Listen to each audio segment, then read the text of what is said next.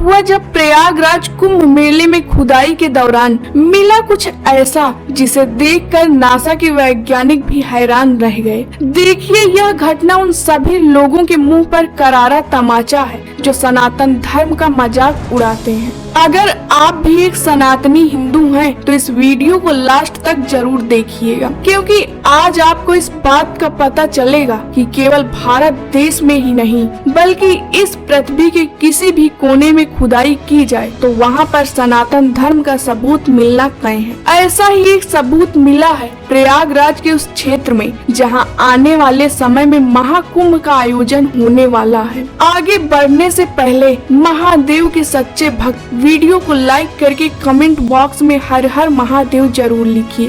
दोस्तों, महाकुंभ हिंदू धर्म का एक महत्वपूर्ण धार्मिक उत्सव है। इसे कुंभ मेला भी कहा जाता है, जिसका आयोजन हर 12 साल के बाद किया जाता है। महाकुंभ मेले को दुनिया का सबसे विशाल, पवित्र, धार्मिक और सांस्कृतिक मेला माना जाता है, जो कि 45 दिनों तक चलता है। दोस्तों, यह उत्सव भारत की 4 पवित्र नदियों और 4 तीर्थ स्थानों पर ही आयोजित होता है। महाकुंभ का आयोजन प्रयागराज समेत हरिद्वार, उज्जैन और नासिक में भी होता है। हिंदू तिथि के अनुसार हर 12 साल में पौष पूर्णिमा के स्नान पर्व के साथ महाकुंभ की शुरुआत होती है और महाशिवरात्रि पर खत्म होता है। देखिए, कुंभ की भव्यता और मान्यता का अंदाजा आप इसी बात से लगा सकते हैं कि कुंभ मेले में स्नान करने के लिए लाखों करोड़ों श्रद्धालुओं की भीड़ जुटती है। इस वर्ष 13 जनवरी 2025 को महाकुंभ की शुरुआत होगी,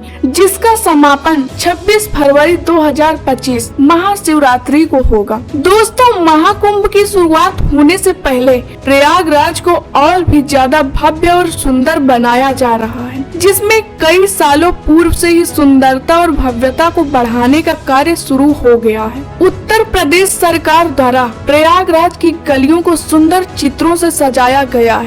गंगा नदी में नई नई तकनीकी का इस्तेमाल करके सुरक्षा को बढ़ाया गया है। साथ ही उत्तर प्रदेश सरकार द्वारा प्रयागराज के अलग अलग हिस्सों में महाकुंभ के तहत 30 भव्य द्वार बनाने की शुरुआत की गई है। इन सभी द्वारों पर सेल्फी पॉइंट की लैंप पोस्ट और पोर्टेबल टूरिस्ट इंफॉर्मेशन सेंटर का निर्माण हुआ है। इस काम के लिए देश के अलग अलग कोनों से मजदूर बुलाए गए हैं और भव्यता के साथ पूरे प्रयागराज में अलग अलग जगह पर महाकुंभ की तैयारी शुरू हो चुकी थी।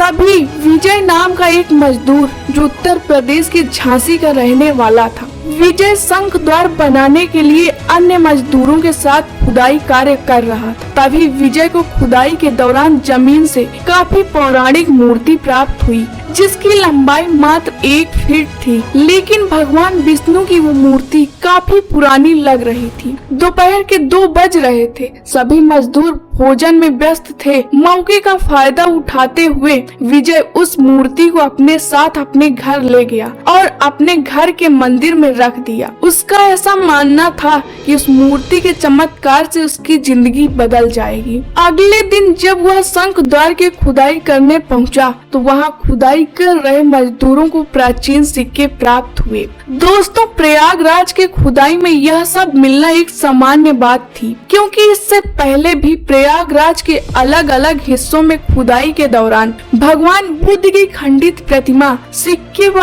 अन्य मूर्तियां प्राप्त हो चुकी थी। लेकिन इस तरह की कोई अनमोल धरोहर प्राप्त होने पर उसे सरकार के पास जमा करना होता है। लेकिन विजय उस मूर्ति को अपने घर ले गया था और वो डर रहा था कि पुलिस उसे जेल में न डाल दे। ये सब सोचते हुए विजय उस मूर्ति को अपने साथ वापस लाया और ऐसा नाटक किया कि वो मूर्ति उसे तुरंत खुदाई के दौरान मिली हो। जब उस मूर्ति को सबके सामने लाया गया तो वो मूर्ति सच में पौराणिक लग रही थी, जिसमें भगवान विष्णु शेष नाग के सैया पर लेटे हुए थे। इसके बाद वैज्ञानिकों की एक टीम को उस मूर्ति का परीक्षण करने के लिए बुलाया गया। दोस्तों, जब उस मूर्ति की जांच जांच रिपोर्ट सामने आई तो सच्चाई जानकर सबके होश उड़ गए, क्योंकि वह मूर्ति करीब 3000 साल पुरानी थी। इसका निर्माण एक ऐसे पत्थर से हुआ था जिसका मिलना आज के समय में नामुमकिन है। ऐसा बताया जा रहा था कि उस मूर्ति की कीमत करोड़ों में थी। इसके बाद सरकार ने निर्णय लिया कि इस मूर्ति को महाकुंभ के दौरान संग्रहालय में रखा जाएगा, ताकि कुंभ मेले में आए हुए सभी श्रद्धालु खुदाई से निकले इन चीजों को देख सके और अपने धर्म पर गर्व महसूस कर सके। ऐसे और जानकारियाँ पाने के लिए वीडियो को लाइक करके चैनल को सब्सक्राइब जरूर करें।